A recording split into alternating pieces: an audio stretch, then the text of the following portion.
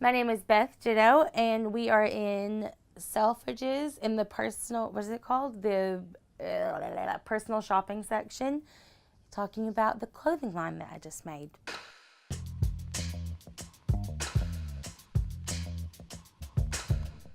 The range that I made is all made in America, plus size, and really, really nice fabrics that feel really good on your body and really reinforced so that you feel really secure in them and colorful. And there's the odd transparent jumpsuit for those of you who are bold. I would hope that people feel like good and like they, I don't know, like it's a second skin, like they feel comfortable, but they feel proud.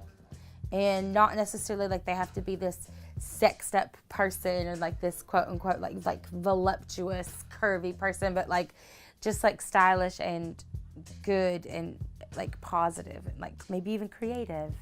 I know why it's important. I see why there's the struggle as not being this afterthought of what the norm is. Like I get that, but I also don't leave it to other people to define who I am or what I am. So in that way, I feel like it's our movement and it's this thing for us. And like, I think that it's a good thing to be plus size. So it depends on what you're talking about. If we're talking about eradicating the term plus size because we want to be equals, that makes sense to me. But if we're talking about plus size being a derogatory term, I don't think that it is. And also, I think for me, it's something that I've been really proud of and like that has really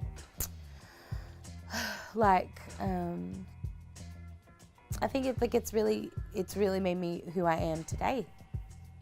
The reason we decided to do it now is because, gossip is now over. And it was just like, what do you do with all that time on your hands? And you realize that you are in this really special position that you can, you have the means to go this route of like making it in Manhattan and in New York City and like in America, like ethically and we have the time and scraped up the money to do it. And so we were just like, we've talked about doing it for years, especially because for me it is such a passion to make plus size clothing for a plus size person, and starting from the pattern to the fabric to the factory and seeing it 100% all the way through. And so when you stop and you think, like, you hear a lot of things in like plus size fashion, like that there's like, well, like we wish people were making this in this size. We wish that we could have this thing. And like, especially with a lot of like high-end designers and stuff like that, you'll hear people say, well, it's great that people can make a dress for you, like specifically me, but what about making a dress for everybody else? And so I just decided, I was like, you know what? I'm not going to wait. I've never been the kind of person that waited for things to change around me. I just put them into action, and this is just a part of that, is it was now or never. In the basic section, I love the legging. On the cool tip, if you will, the black jumpsuit is my favorite. A lot of the girls, when we did the models and they were walking around in New York, we did a press day and the models came, they all flocked to the transparent jumpsuit, but for me it's all about the black one. And then the second favorite is the jacket, which is almost how it all started, is because I had a denim jacket that I was like, I really want a psychedelic like painting on the back of it. And I was gonna ask for my friends, and they were like, why don't we make that?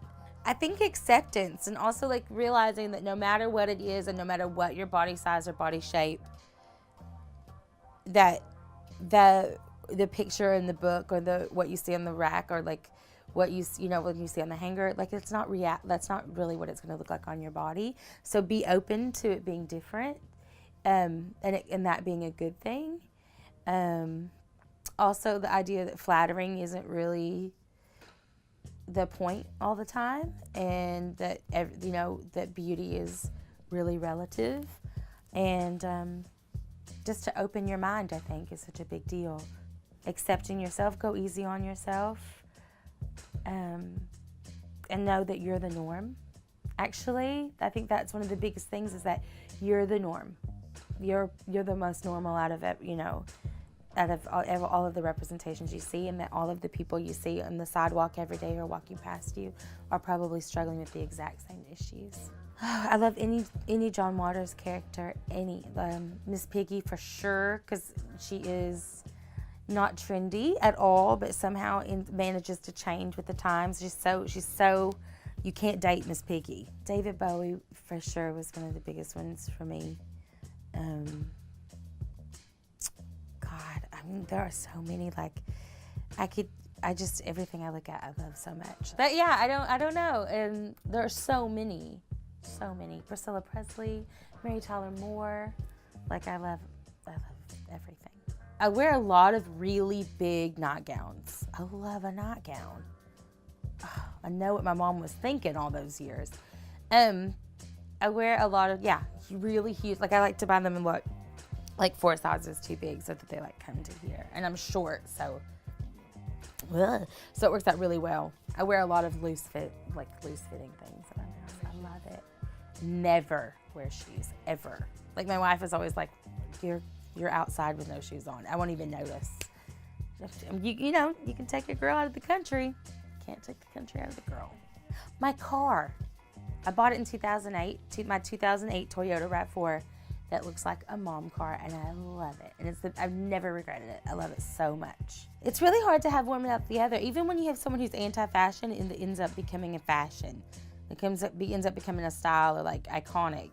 They're inseparable to me. I don't think you can separate them because it's just another way to express yourself and what's going on in your scene and what's going on around you, and like the weather of where you live, and like that has a huge influence on music too. Like, I always think that's why the Pacific Northwest is so creative, is because there really is a lot of gloomy weather. It's like London, and so you dress for that, and then you make the music that kind of like reflects where your surroundings. So no, I mean, look at the Grammys. I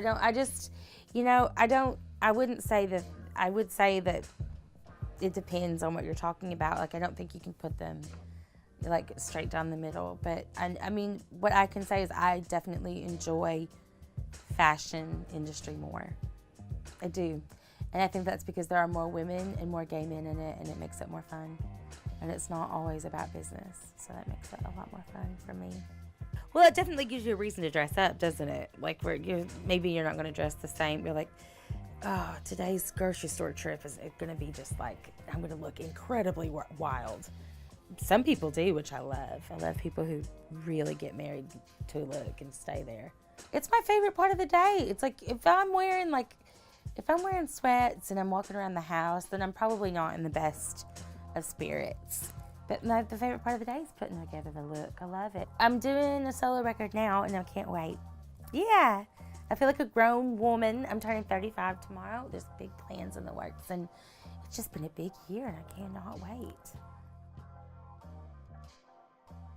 Breakfast. At Tiffany's and club sandwich. Love. Aww, comfort. Power. Blue for some reason came into my head. I don't know. Clothes. Makeup. Women. Children. Beauty. Editor. Music. This was the word that came into my head. Munchin'. Hi. You get me sleepy drunk. I'm exhausted drunk. Gender. Queer. Dressing up. Party. Glamour. Halloween.